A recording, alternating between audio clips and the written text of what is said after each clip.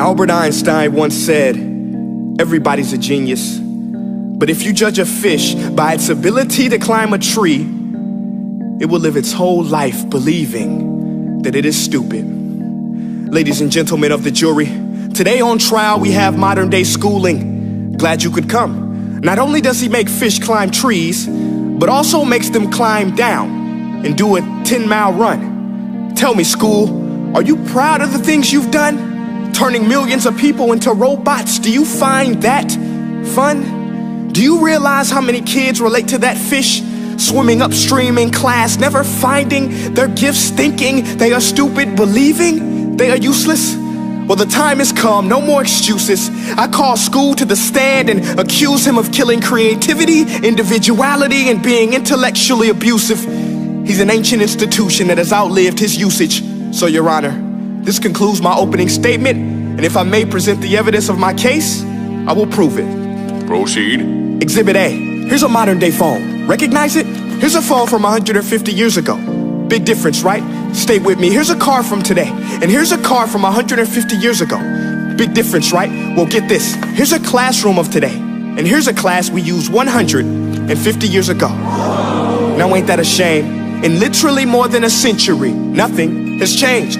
Yet you claim to prepare students for the future? But with evidence like that, I must ask, do you prepare students for the future or the past? I did a background check on you and let the record show that you were made to train people to work in factories, which explains why you put students in straight rows, nice and neat, tell them sit still, raise your hand if you want to speak, give them a short break to eat, and for 8 hours a day, tell them what to think. Oh, and make them compete to get an A letter which determines product quality, hence grade A of meat. I get it. Back then, times were different. We all have a past. I myself am no Gandhi.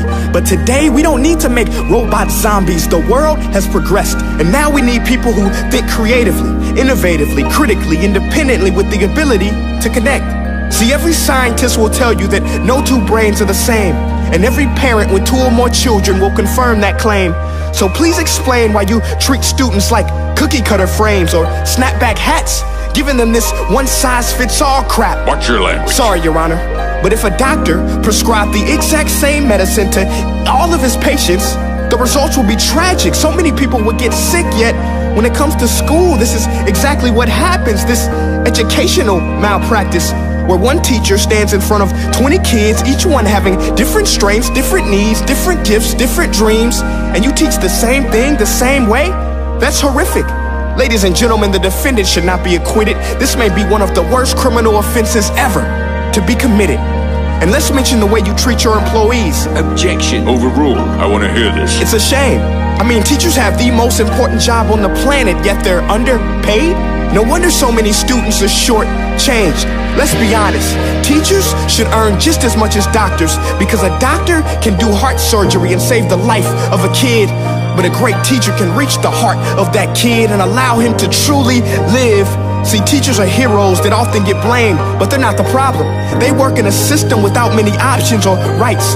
Curriculums are created by policymakers, most of which have never taught a day in their life. Just obsessed with standardized tests. They think bubbling in a multiple choice question will determine success. That's outlandish. In fact, these tests are too crude to be used and should be abandoned, but don't take my word for it. Take Frederick J. Kelly, the man who invented standardized testing, who said, and I quote, "These tests are too crude to be used and should be abandoned." Ladies and gentlemen of the jury, if we continue down this road, the results will be lethal. I don't have much faith in school, but I do have faith in people. And if we can customize healthcare, cars, and Facebook pages, then it is our duty to do the same for education, to upgrade it, change it, do away with school spirit, because that's useless.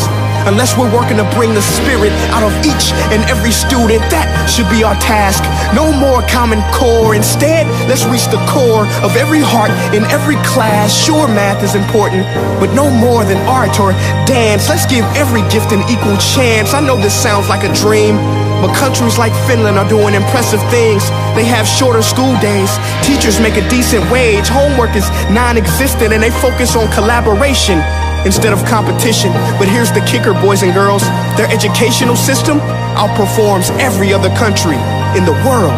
Other places like Singapore are succeeding rapidly. Schools like Montessori, programs like Khan Academy, there is no single solution.